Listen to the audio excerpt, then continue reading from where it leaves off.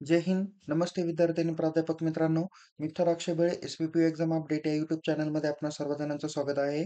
आपण या व्हिडिओमध्ये एम-कॉम पार्ट फर्स्ट आणि पार्ट सेकंड एन-ई-पी 2020 पॅटर्न म्हणजेच 2023 आणि 24 पॅटर्नमधील ॲडव्हान्स अकाउंटिंग अँड टॅक्सेशन या विषयाच्या ग्रुपच्या सब्जेक्टची यादी आपण बघणार आहोत. जे सब्जेक्ट तुम्हाला सेमिस्टर 1 पासून तर सेमिस्टर 4 पर्यंत असणार आहे.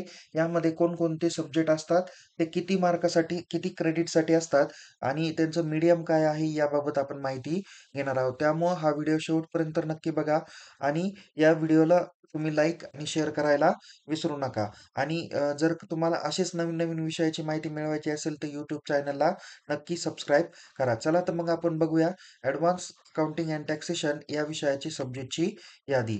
तर विद्यार्थी मित्रांनो, आपण या अगोदरच्या व्हिडिओमध्ये cost accounting and cost system याचा आपण सब्जेक्टची यादी बघितली.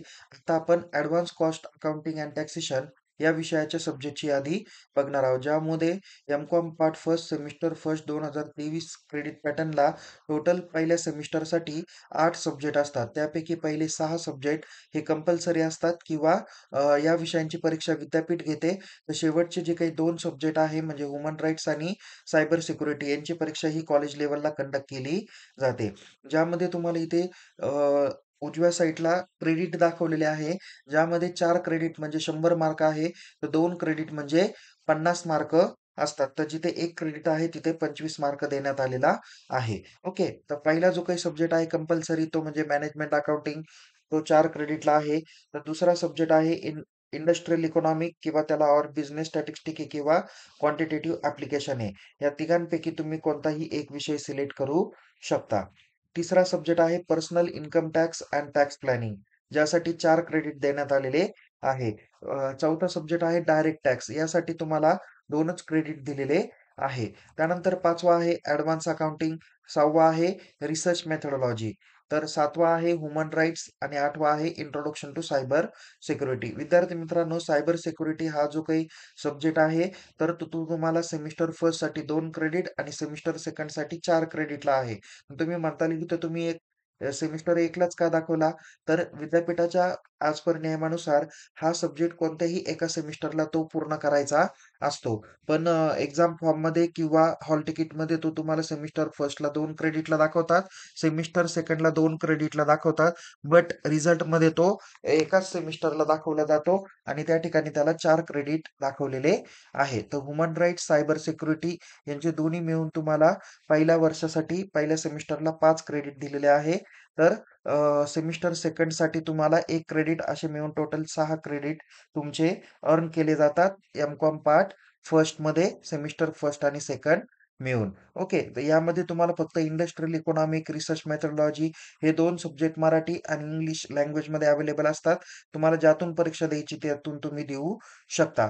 बट बाकीचे विषय मॅनेजमेंट अकाउंटिंग असतील किंवा taxation related, advance accounting, direct tax हे सर्व सब्जेक्ट तुम्हाला फक्त आणि फक्त इंग्लिश लँग्वेजमध्येच बघायला भेटणार आहे.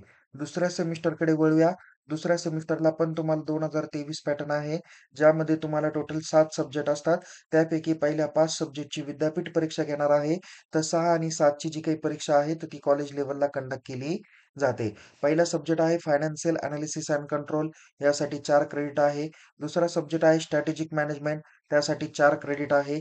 तिसरा आहे business tax assessment and planning, यासाठी पण तुम्हाला 4 क्रेडिट आहे.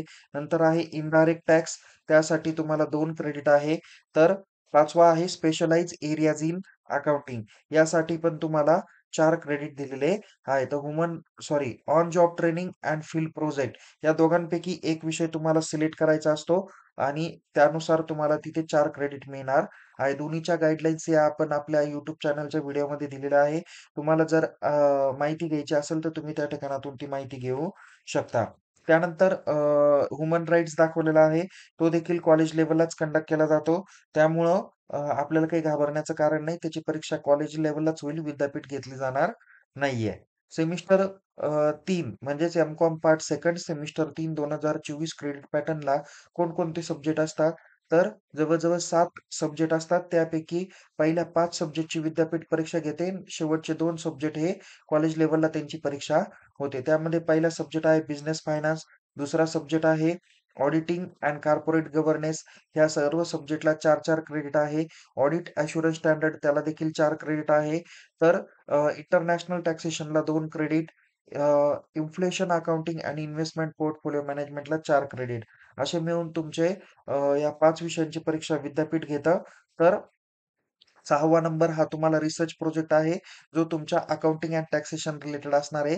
त्यासाठी त्याला 4 क्रेडिट देण्यात आलेले आहे. म्हणजे 100 मार्कासाठीचा हा प्रोजेक्ट असणार आहे.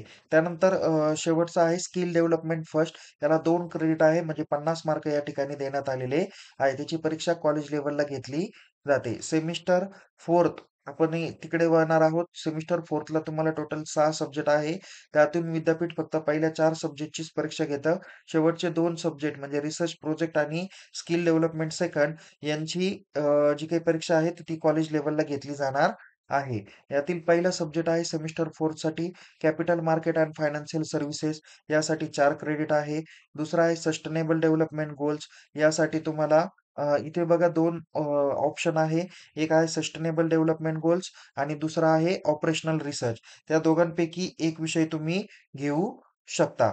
यासाठी 4 क्रेडिट आहे. हे विषय पण मराठी आणि इंग्रजी दोन्हीपैकी एका लँग्वेजमधून तुम्हाला देता येतील. ओके. नंतर आहे custom act 1962 and custom tariff act 1975.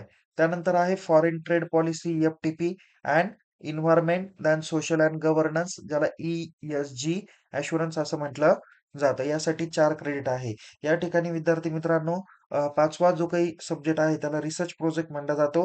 हा रिसर्च प्रोजेक्ट तुम्हाला जवळ-जवळ 6 क्रेडिटसाठी देण्यात आलेला आहे. यामध्ये 150 मार्क आहे. तो कसा प्रोजेक्ट करायचा, त्याच्या गाईडलाईन्स काय, या सर्व संदर्भात आपण माहिती दिलेली आहे. तर तुम्ही ती देखील व्हिडिओ काळजीपूर्वक बघा. तुमचे सर्व डाउट्स हे क्लिअर होतील. तर 6वा सब्जेक्ट आहे स्किल डेव्हलपमेंट सेकंड, ज्यासाठी 2 क्रेडिट देण्यात आलेले आहे. ओके. तर या पद्धतीने विद्यार्थी मित्रांनो तुम्हाला सर्व सब्जेक्ट हे M.Com part first semester first पासून तर M.Com part second semester 4th पर्यंत देण्यात आलेले आहे. त्यामुळे विद्यार्थी मित्रांनो काळजीपूर्वक आपण हे सर्व सब्जेक्ट काय करा, बघा. जर का या सब्जेक्टबद्दल काही अडचण असेल तर निश्चित तुम्ही चॅट बॉक्समध्ये मेन्शन करा. पुन्हा भेटूया एका नवीन विषयासह, नवीन व्हिडिओसह. तोपर्यंत या YouTube चॅनलला सबस्क्राईब करायला विसरू नका. या सर्व विषयांचे क्वेशन पेपरचे फॉर्मॅट आपल्या YouTube चॅनलला दिलेले आहे. ते काळजीपूर्वक बघा. लवकरच आपण बाकीच्या विषयांचे देखील व्हिडिओ टाकणार आहोत. तुम्हाला येणाऱ्या परीक्षेसाठी खूप खूप शुभेच्छा. Take care. जय हिंद. धन्यवाद.